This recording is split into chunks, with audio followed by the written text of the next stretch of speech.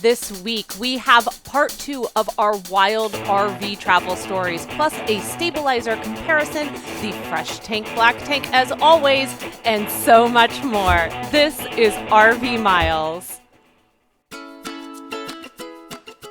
RV Miles is sponsored by LL Bean, dedicated to helping you experience all the benefits of time outside and stay more comfortable while you're out there. From soft and breathable activewear designed to do it all, to just right layers perfect for changing weather, to sun-smart clothing that blocks the sun's harmful rays, every LL Bean product is made with comfortable time outside in mind.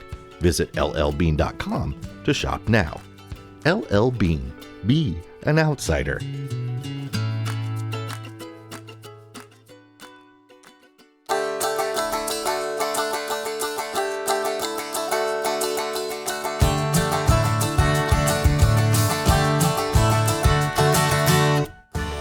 Welcome to episode 221 of RV Miles. I'm Jason. And I'm Abby, and we are 2 full-time travelers who, along with our 3 boys, have been crisscrossing North America since 2016 on one epic road trip.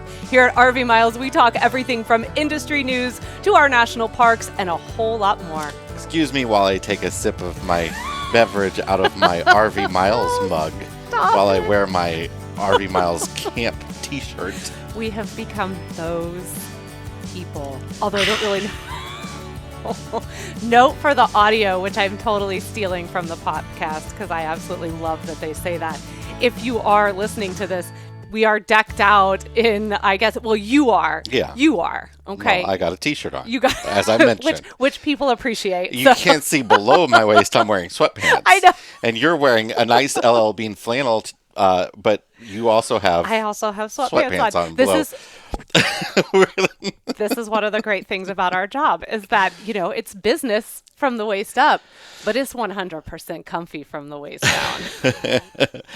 So I thought we should start the show today by thinking about and keeping in our thoughts all the people that have been affected by the storms and tornadoes that just ripped through lower Illinois, Kentucky. Lots of people dead. Lots of people had their RVs destroyed.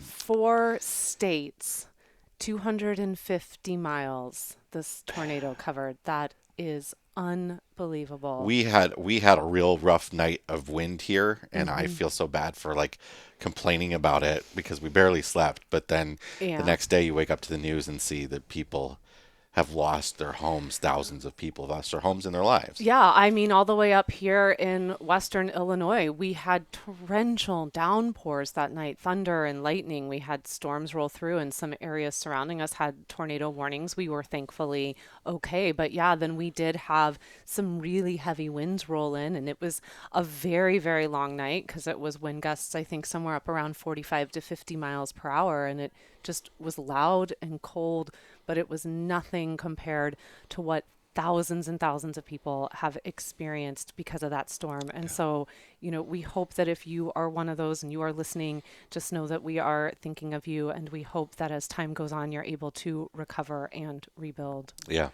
I went out at 4:30 in the morning and taped down our license plate because it was flapping in the wind and making noise that was keeping us awake. So. Yeah. Do you want... First world problems there. I know. I hesitate to say the sentence that came out of your mouth before you... you tore out of here, but you did tear out of here, and then you said beepity beep beep beep and went running down the hall, and then you open the door, you step out, and I hear oof, woof, and lots of noise, and I thought to myself, it's 4:30 in the morning. I hadn't slept a wink yet. And I go outside and I tripped over the propane hose that goes to our Blackstone grill from our Quick Connect. I didn't even need to ask you to know exactly what had happened. As soon as, I mean, even from inside, I heard it. And I thought to myself, oh, Jason just tripped over the hose. And then I thought, well, I hope you didn't break anything. And then you came back, and I think on the way back you tripped again. I did not trip again. Oh. It's so...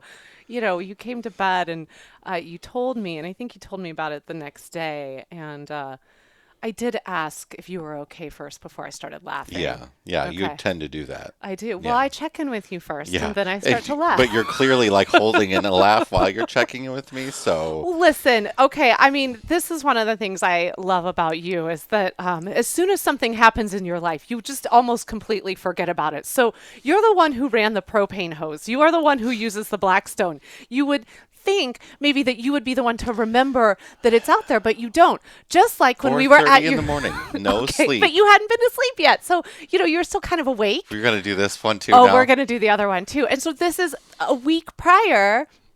You had helped your dad put together a new treadmill. Your Yes. dad had gotten a treadmill at Costco, and you Yes. guys spent hours that afternoon putting it together. And so later that evening, we were actually staying the night over there that night. And so later that evening, they have a bathroom that in order to get through, you have to go through their music room, which is where the treadmill was being assembled. It was in the middle of the room. Uh-huh. And you had to use the restroom. Yes. And, this is your childhood home. Yeah. And So I you didn't turn the lights on didn't because I know the footpath so Right, well. except for the fact that you didn't remember that there was a giant treadmill assembled in the middle of this room, Man. and you wiped I out. flew like 15 feet. I hit that thing full on with my ankles, my shins, and I did not touch it on the way down. I went over and beyond it. And what is absolutely amazing about you and this story is that the restroom is also part of their laundry room, and there is a door that you have to cross through the music room to get Yes, to. which was thankfully open because I flew right through it. And so oh no, look, now you're making my mascara run. Oh, Um, now we're really getting we're into first world problems here. Yes. So again, I don't know how you came out of both of these unscathed, but somehow, by the grace of everything, you were not hurt. And I don't think I have laughed so hard at something. I mean, after you told me about the treadmill, I don't think I was even able to ask you if you were okay before I started laughing because I just could imagine just I can't even, just sailing across the room. And the fact that you told me you landed in the laundry room, I knew what kind of feat of body twisting had to happen in order for that. It was dark, so there was nothing intentional about it. It just happened. Just amazing. Just amazing. This time of year seems to be a accident prone type of year of season for you. Yes, So yeah. fingers crossed we make it through to 2022 without any more incident. Yeah. Okay. All right, should we move? Should we You move ready to on? move on? Wanna Now move you on? are so Yeah. ready to move on. Yes, we can. Our friend Joshua Sheehan over at Ganderfly has put out a video recently that I found really interesting. I guess this sort of goes back to wind and dealing with stabilization of your RV, not just for wind, but for people walking around it. We For have children that, wow. we have children, and up in their loft, God bless them. They have a little bit more leverage to make the trailer go nuts up there, I feel like. I feel like they launched themselves very similar to the way you launched yourself over a treadmill. But Joshua did a comparison of on a travel. Joshua has a travel trailer, and he did a comparison of the electric leveling jacks, sort of the scissor jacks like we had on ours, and the crank down type that you can use a crank or a drill with to come down. There's 4 of them usually on a travel trailer, and those are usually the more affordable ones. And it's what is so funny? You're trying to. She's holding in a laugh here, looking at me like she can't move on from where we were. I'm sorry. We might need to take a break. Get it together. So he did a comparison of electric stabilizer jacks against those manual jacks and found that the manual jacks were and he's using a level and everything and seeing and jumping back and forth in his trailer, and he found that the manual jacks are much more stable than the electric scissor jacks, which makes a bit of sense to me now that I see it and think about how those scissor jacks work, because they're actually not, they're the way they're connected to the RV is much more in the center than on the outside edges, like the individual stabilization jacks are. But then Joshua goes on to explain how you can make your own stabilization jacks, which a lot of people do out of lumber. You can take lumber and you kind of cut notches in it and put it in an angle, and you can put ratchet straps around it. Some people do sometimes to pull it together, Wow. and that can make your RV very, very, very stable. I think I have a project You for you. do. You're gonna make me carry some lumber around, aren't you? Well, I don't know. It depends on how much this trailer weighs right now. So we'll link to that in the show notes, so you can check out Joshua's video there. And we're gonna move on. We're gonna take a break, and when we come back, we're gonna talk about some other people's mishaps. Yeah. So that the spotlight can be removed from me. I'm going to try to get it together so that I can read some of these. And yeah, so we're just here to have a really good time today on this podcast. So we will be right back. Find your next camping adventure with the Spot Tonight app. Spot Tonight offers real-time visibility across numerous campgrounds available for immediate booking. Easy to use and free to download with Spot Tonight, you can build a traveling profile, share parks with friends via messaging, and mark your favorite campgrounds. Travelers can search for specific parks that meet their exact needs for tonight and beyond. No more blind searches in hopes of finding an available spot. Simply look, book, and go. Campground owners, download the Spot Tonight app and see how your park can join a vastly expanding network. For more information, visit spottonight.com or simply download the app in the Apple or Google Play stores. Look, book, and go with Spot Tonight. Colder days are here, and that means it's Solo Stove season. And right now, Solo Stove is having their biggest sale of the year. If you've been eyeing one of their low smoke fire pits, now they are 30% off, and that is until the end of 2021. In fact, the entire Solo Stove store is on sale now. Camp stoves are buy one, get one free. RV Miles listeners can save even more by heading over to rvmiles.com/solo stove and using the link and promo code.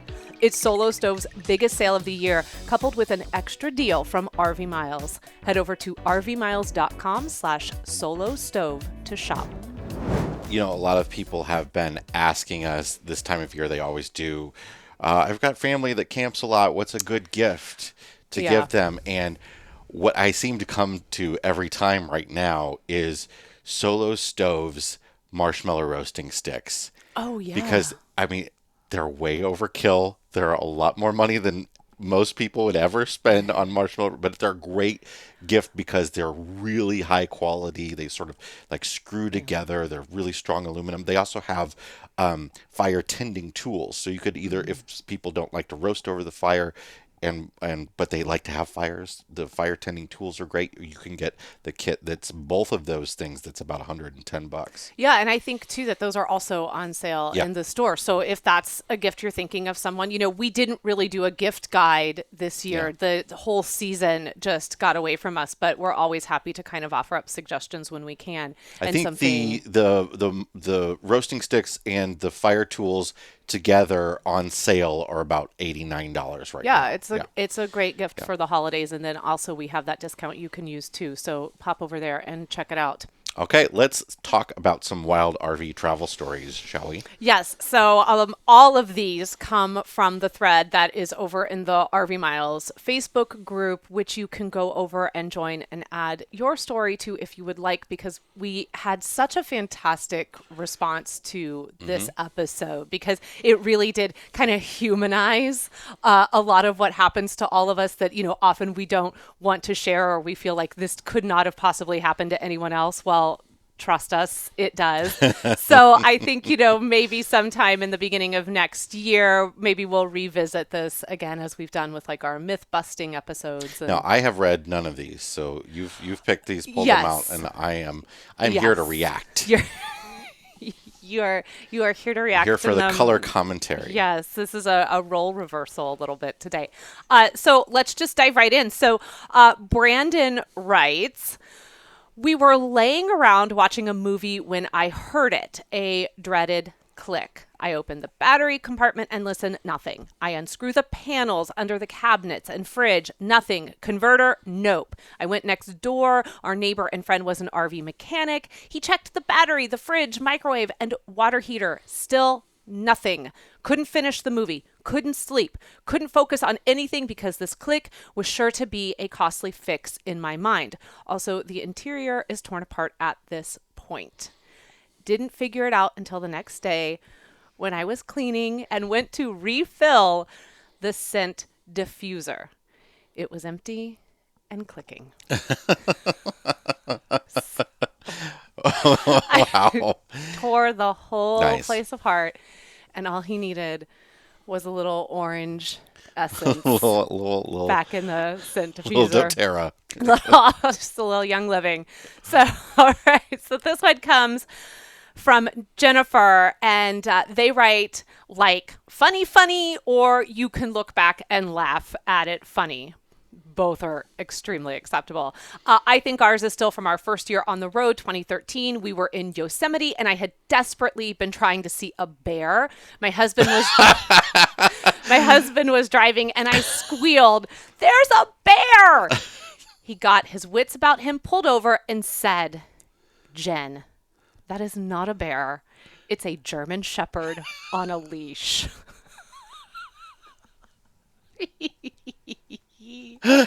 On a leash. I feel like Jen and I would be best There's friends. not. I mean, there are bear in Yosemite, but it's not like a super common occurrence to see them.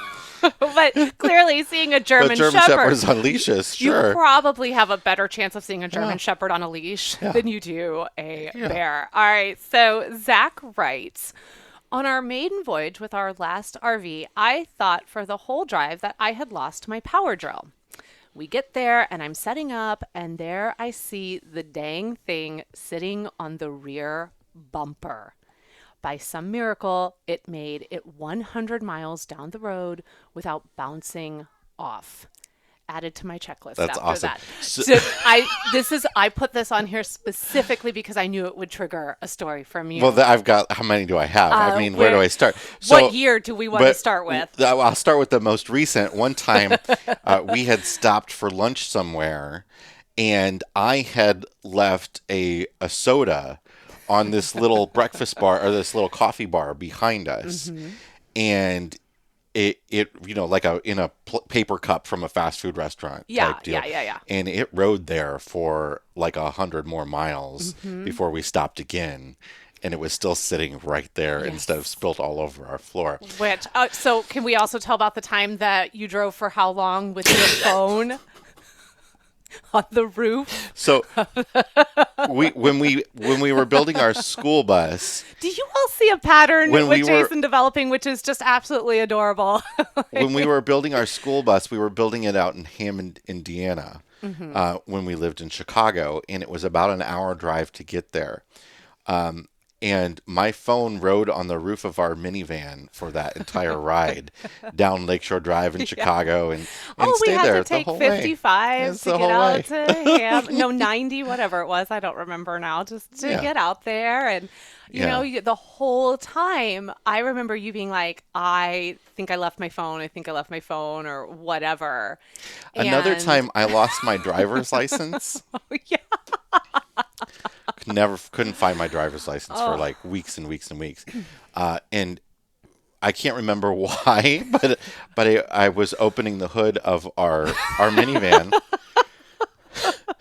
and somehow my driver's license was under the hood of our minivan. I think the debit card was there too. We had already canceled and ordered a new one.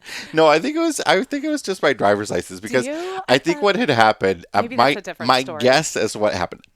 No idea how it got there, but my guess is that I dropped it on the ground. Somebody tucked it under our windshield wiper, and I missed it, and somehow it got under. That's the only thing I can think of. You know, the only thing I don't think of yours we have ever been able to recover is, do you remember what? We had been married 2 days, 3 days when you lost your wedding ring over by the laundry in No, we had been married more than that. No. We Yes, had, because we we were had. still at 1454. We were still on that third floor apartment. We didn't have Ethan yet. It I was was just baby taking dad. this episode is turning into something else. I was taking laundry downstairs because we had our laundry was in the basement of this apartment building. So you had to go. Another Yeah, you had to building. go outside, go down some stairs, out exterior stairs in the back, down the porches, and then to like a basement door that was outside, and somehow It was the winter. laundry basket caught on my new wedding ring that I wasn't so used to wearing yet, and it flipped it off of my finger, and it just went. I watched it go up and land in the snow somewhere, and Could I never looked for find it. hours and hours and hours and could never find it. Got Nobody stuck it in the windshield of yeah. our car for us to find later on in the engine. So, So my wedding band ever since has been different, but yeah. So I think you and Zach are friends for life on that one. So Richard writes, this summer we traveled from California to the Adirondacks and back. We booked a number of Harvest Host nights as well as stops with family and friends. But one night we were looking for a last-minute RV park with hookups and found a likely place using the Allstays app. I called them and the guy sounded a little surprised by my inquiry. A little further in the conversation, he said, "You do realize this is a nudist retreat, right?" So I thanked him and we went back to our apps and successfully found a more appropriate place. I thought about contacting Allstays to update their info, but I never got around to it and I doubt I could find the place again. so somebody else could have the same So problem. be careful which icon you click on.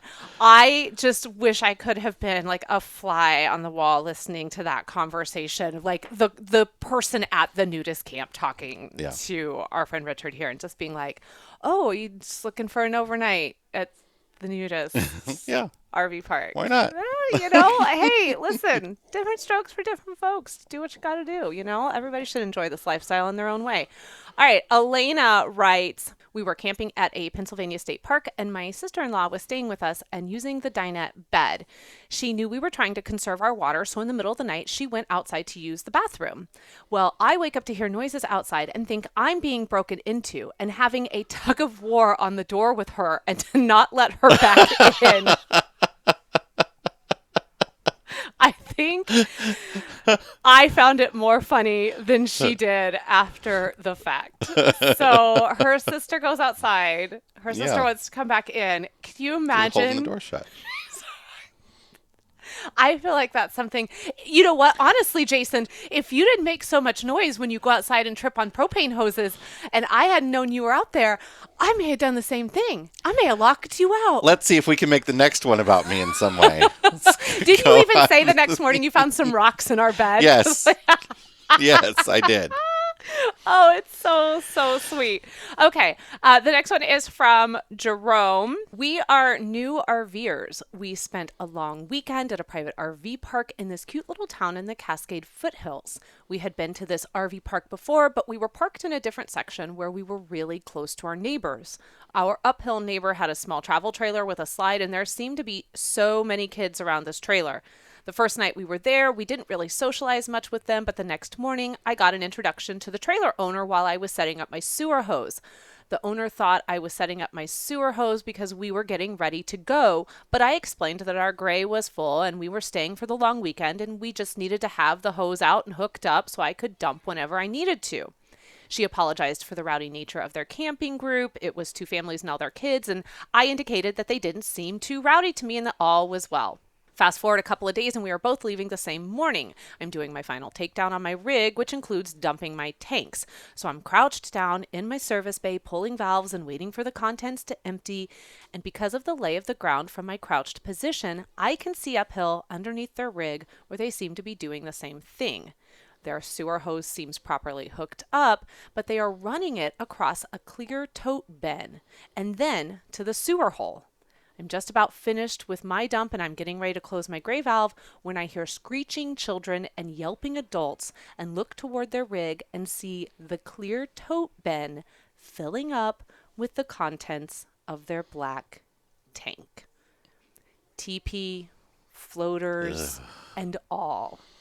The odor drifted my way, and even my wife, who was in our motorhome and we had no windows open, commented on the odor and wanted to know what it was from. Apparently, they closed their black valve to stop the flow, but now they had a tote bin filled with sewage.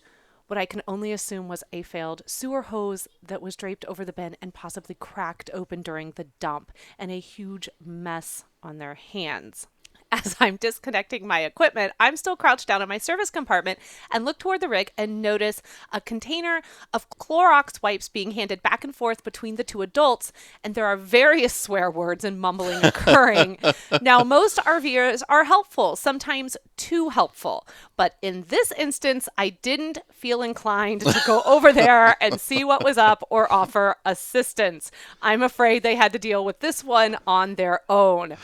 I was about done with my service compartment and I looked over and the tote bin was empty and these folks were burning through Clorox wipes trying to get it sanitized. But let's be honest, the bin will never be the same again and should probably be chucked. Yes, Clorox wipes. I mean, they're great for it. I love that. It would be you too. That would be like, we've got a bin of sewage, and you would like run in and grab the Clorox wipes. Like we're gonna do something with that. Jason, this would not be me. I would never be able to look at that bin the same way again. It would not matter what we put in it. All I would see are parts of my children that I have no need to actually ever see. So no, I have a lot of questions, obviously. And, Jerome goes on to say that he has no idea exactly what happened. But he said it was one of the funniest things he's seen in a real long time, RVing and camping. I have a lot of questions. So I put this one in here because it left to me, it sounds like maybe they had it draped over this bin because the sewer hose had a tiny little leak in it and they were trying to catch it instead of going out and buying a new sewer hose. But that tiny little leak failed into be like an open sewer hose and poured out. Oh God. See, my thought was maybe they were trying to elevate it. You know how we have our little, what's that called? What are those things called that elevate the sewer hoses? There's Yeah, got to be a name for those. Yeah, I'm doing finger motions the to show. accordion type thing. Yeah. What if you know what it's called? Just leave a comment down in the description. Sewer if you're hose this. Support. Sure. I think that's what it's called. I thought maybe they were trying to replicate that. Maybe. And what happened was, maybe they had two pieces connected there in the middle and just the weight busted the connection. Check your sewer hoses though. Anything can happen at any time. You don't use an old sewer hose. Just get a new one. I mean, just buy a new one every year. Just out of hand. I'm just trying to wrap my head around without wrapping too much of my head around the visual of this whole thing. And then where did it go? Where did it go? I assume they poured it down the hole. And how full was it? Like, who had to carry that?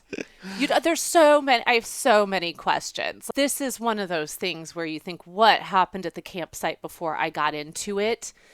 Because did it get slapped around a little bit? I mean, and then, I'm sorry. There'd be no Clorox wipe in that. It's gotta go. I would still Clorox wipe it down just out of respect for the trash can that I have to, the dumpster I have to go put it in, or the recycling bin or whatever, just for smell factor. But I would not, even if that's where we kept the sewer hose, because I'm guessing that's what that was where they put their sewer hose and stuff. Yeah. No. All right. Well, those are our wild travel stories for this week. You can find all of them and the rest over in the RV Miles Facebook group. Yes, and if you have one to share, we would absolutely love to hear it, because these are they're just kind of gems in sometimes what seems like a really perfectly coiffed world. And I'll have some sort of story of my own to compare it to, and Hey, listen, okay, we've had a lot of me stories on this show. Yeah. Most recently, how you enjoyed the story of like why I was questioning why they had lined the whole road here with little flags. I thought some electrical work was going to be done. Yeah. So we've had some me stories on this show that you know. We're going to bring up some more in the future, Oh though. boy. Oh boy. I'm in trouble now. Let's take a break while, you know what? It's all right. You'll forget. We'll be back in a minute with our Fresh Tank Black Tank segment. Be right back. Electrical surge protection is one of the cheapest insurance policies you can provide for your RV, and the Power Watchdog Smart Surge Protector, made by Hughes Autoformers, beats the competition with field replaceable surge modules. With other brands, when the surge protector takes a large surge or a spike, you have to throw it away. The Power Watchdog can be brought back to life with one small, affordable part you can replace yourself. They'll even give you a free surge module in the first 2 years, and they now have a limited lifetime warranty. Use the coupon code RVMILES, all one word, for 10% off your order at HughesAutoformers.com. That's code RVMILES for 10% off at HughesAutoformers.com. Winter is here, so if you're prepping for the winter off-season, whether you own a motorhome, a travel trailer, or a truck camper, EmpireCovers.com is here to help you protect all your vehicles against Mother Nature. EmpireCovers.com offers high-quality, affordable covers that are engineered to protect. Every cover comes with a free multi-year warranty to guarantee it remains durable over time. If you're not in need of a full cover, Empire has just launched a line of RV rooftop covers that keep the roof of your RV clean and protect it from UV rays. Listeners can receive free shipping and 60% off the original price of their cover order. Visit EmpireCovers.com/RVMiles or use promo code MILES60 at checkout. EmpireCovers.com. Protect what you love. So those are two other, I think, really great gift ideas, especially with Empire Covers having that 60% off. And then with Hughes Auto, I mean, we've been talking Power Watchdog for years now, and we have the one that's permanently Yeah, we now have the installed. hardwired Power Watchdog. And I'm back and forth on whether I like the plug-in one or the hardwired one better. The hardwired one is certainly easier to deal with once you get it wired in. It takes a bit to wire it in, and if you don't have that kind of electrical experience, even if you do, it can be a little challenging because those 50 amp wires are big and stuff.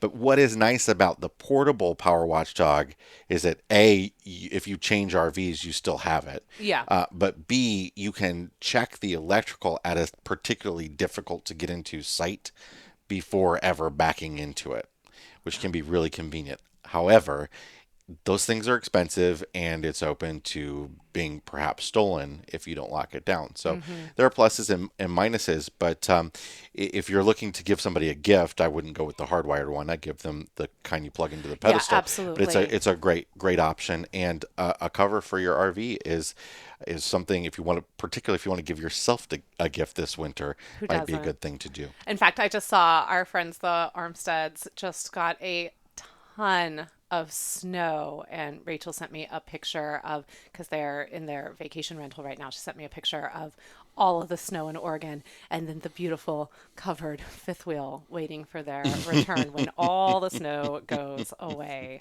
All right, it's time to check the level of our tanks. Abby, do you want to begin this week with what's in your black tank? I will. So I'm doing myself actually for my black tank, and it's not at all RV related. Shocking, I know. I don't tend to stay in the RV lane on this show. But for those who don't know, I am 42 years old, and I am a 42-year-old human being who does not know how to curl her hair. Okay, if you're watching, you'll notice that I put some curls in my hair. It took me 45 minutes and I didn't do it all. I won't move my head so you can't see the back, but there I am.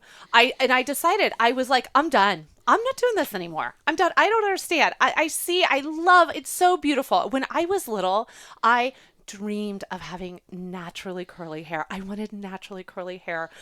Always thought and the curly hair people I know. dream of straight hair. Grass is always greener. I know. My friend Brooke has naturally curly hair. She's always wanted straight hair. I just looked at myself in the mirror today and I was like, why can't I figure out which way I'm supposed to roll this barrel? And this is the same as I can't raise one eyebrow. I can't blink. I can't roll my tongue. Like, I just don't have that what you need in your DNA strand in order to be able to do those things. And I think I'm missing something to be able to curl my hair. So like I'm done. I'm gonna get rid of like 5 ounces of weight in here because Fine with me. I'm chucking the curling iron. All It's just right. yeah. This is so out of your depth. Let's move on I to know, your fresh but tank. it's so out of your depth of being able to talk about. But I know that there are people out there who are feeling this right now. Should we get rid of the iron? Because you don't know how to use that either. No, that's why I have you. If we get rid of the iron, who's going to iron our clothes? What's in your fresh tank this week? So my fresh tank goes to, and this might be a little unpopular, but I am a big fan of it and fully support it. So one of the things that we talked about in this weekend's news video was that Arches National Park is moving to timed entry in 2022 for their busy season, I think April through October. And there are a few other parks that are going to start doing this. And, Zion now has, you have to have, for Angel's Landing, you have to have a permit to hike it now. And all of these things are happening over at Rocky Mountain National Park. I 100% support these changes. I 100% support timed entries. We have seen, and I know that they're frustrating, and I know that it requires a lot more planning, and it may even mean that, we might not get into a park or something. But you have to remember there's also, it's only from like 9 a.m. to 5 p.m. or whatever. It's at Arches. It starts at 6 a.m. So you have to get there before 6 if you don't want to. But we've never been to Arches. But the problem there, from everyone we've talked to about the situation there, is that they'll shut down the parking lot like 100 days a year. They'll shut down entrance because the parking lots are full. So you get people waiting in line for like miles to get in, and their vacation days are already ruined because of that. So people want to have the serendipity travel. They want to be able to just go wherever they want to go, and that's understandable. But the problem is you're already not getting that when you go to Arches. So the ability to plan now and be able to reserve your entry if you get in would be great. Now, the issue I have, though, I do have one big issue with what is happening with some of this stuff. And I'm not quite sure how they're doing that at Arches yet. But the permits at Zion for the Angel's Landing hike, this is the way it's done. You pay $6 to recreation.gov to enter the lottery. Yeah. And then if you win the lottery, you pay like another $10 permit fee. You're paying that $6 to enter the lottery, and you might never get that money Right. back. So every time you want to enter, you're paying the $6. Yeah. So I will take, because we've talked a little bit about this. If you listened to the last news from the parks episode, either on the America's National Parks podcast or over on the RV Miles YouTube channel, then we talked a little bit about some of the permit prices that are being raised and some of these changes. I'll take the money section out of this because some of it does feel like a very blatant money grab in a way that is only designed, I think is falls on deaf ears because it's designed to immediately tick people off in the way that it's happening. And I think there's a big disconnect there. And I just am focusing solely on the protection of the lands and why we're doing this. I don't have an issue with charging for people for the resources that are required. There are a lot of ranger resources that go into Angel's Landing hike. But I don't think you should have to pay $6 every time to enter the lottery. You should pay the permit fee. You should pay the permit fee to get into the lottery, and you should get a refund if you don't get selected. Or if it's a question of needing to build into the system programming that can do this and all that goes into, then you pay a one-time entry fee, but it gives you unlimited ability to go into the lottery. Yeah, I mean, the problem is that people just they do the same thing that everybody says. They try to get we don't know which day we're going to do Angel's Landing, so we're going to try to reserve it for 14 days. Okay, so then they're trying to keep people from abusing the system in that way, similar to how we've seen with some campgrounds and stuff There are like just that. ways to do that aren't money related. Yes, and I think the unfortunate thing is this all seems to be happening so fast because for whatever reason, even though there's a lot of data to support that our parks didn't just explode because of COVID, that this has been a growing, really since the big push of the 100 years back in 2016, that this has been a growing trend. So all of a sudden now, what's happening is that the National Park Service has become reactive as opposed to proactive. And so they're quickly trying to implement these things. Well, and it's a mess. This is a good segue into my black tank.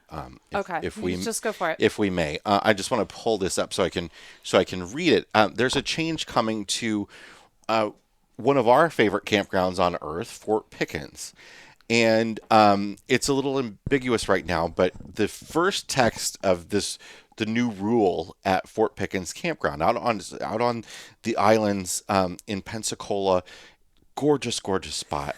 We have been advocating this campground for this campground and going to this campground as RVers for 5 years. Lots and lots of campsites.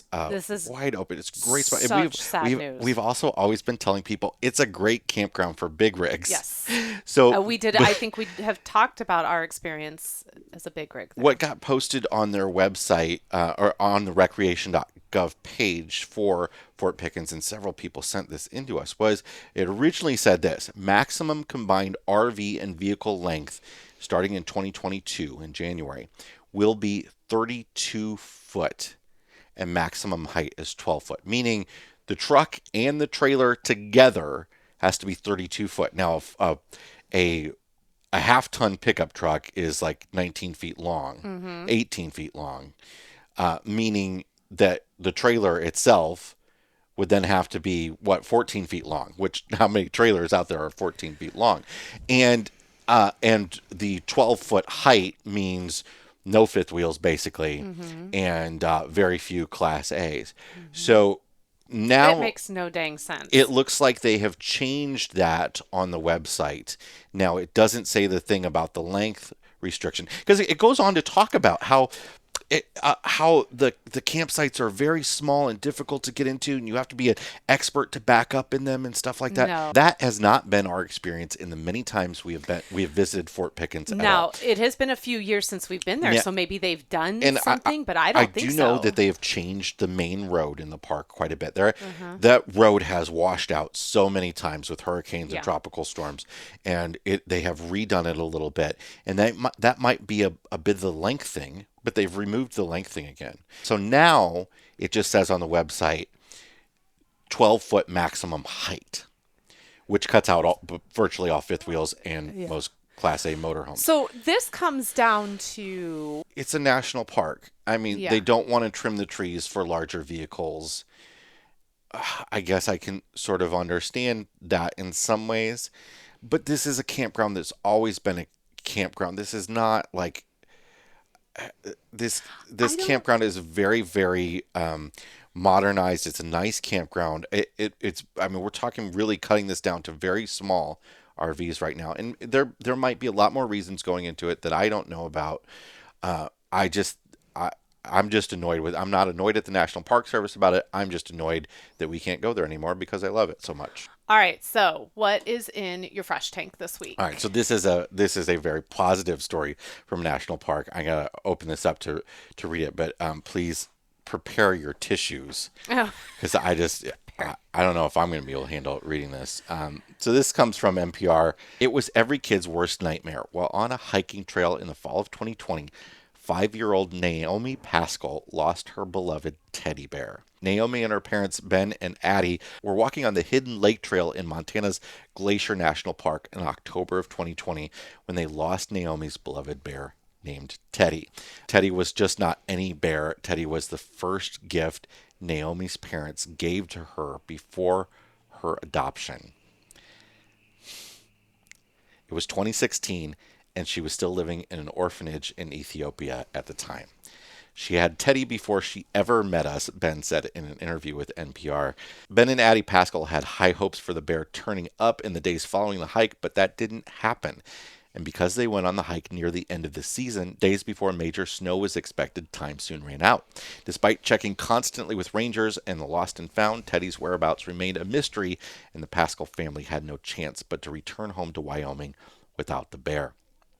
It wasn't until a random encounter the following year in October 2021 that everything changed. A friend of the family who was visiting the park happened to see Teddy sitting on the dashboard of a park ranger's truck.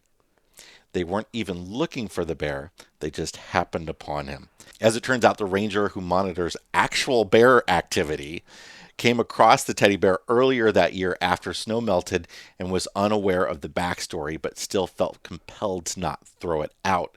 Instead, he kept it, and Teddy rode with him in his truck as an unofficial mascot. The family friend who spotted Teddy was able to get into contact with park rangers, who then made sure they were able to get the bear sent back home again. Oh, Yeah. that's so So October 6th, nearly a year after Teddy was lost, Naomi, now 6 years old, was reunited with her bear, and unsurprisingly, Naomi was ecstatic to have her friend back. Oh my gosh. Yeah. That is too much. As parents of children who have deep connections and very deep love for their stuffed animals. I mean, could you imagine No, if especially Bobby Yoda had really, gone or the real one that Rui? I mean, that's very similar. So Henry, in that same vein, Henry has a little Roo stuffed animal from Winnie the Pooh. From Winnie the Pooh, Roo, and it was given to him by his brothers. They picked it out for him as his first gift and brought it to him in the hospital. Yeah, He was in the NICU. Henry spent 2 weeks in the NICU before coming back to us. So That it was real special to him, they- and Henry has been very close to that. Yeah, and it was the first time they'd ever met him. It was days after he was born, before they were able to see him, and they came in holding it, each holding a little arm of Roo, walked it into him, and it stayed in his cradle with him the whole time he was in the NICU. So it is so there are just some things, and I'm sure as much as it was devastating for the little girl, I'm sure it hurt the heart of those parents just as much. And so to have that back is just so special. So on that note, I think that's a good note to end the show on. I do too. I think that's a beautiful note to wrap up. So thank you so much for joining us on this very fun-filled episode. If you have any questions for Jason and I, or want to share a story, head over to the RV Miles Facebook group. We would love to chat with you there. And we just want to remind you of a quick few things before we depart for the day. And that is, please, if you're headed over to Amazon, please take us with you to start at amazon.com/shop/RV Miles. And of course, we have the all new RV Miles merchandise store. You can pick up your own mugs, you can pick up a t-shirt, a hoodie, whatever. And we would love if you go over and check out this brand new collection. Just start at merch.rvmiles.com to see everything. And until next week, as we get close to, I think, 2 more episodes before the end of the year, and then 2022 is here. All right, well, please stay safe, keep a hold of your stuffed animals, and keep logging those RV miles. Bye, everybody. Bye.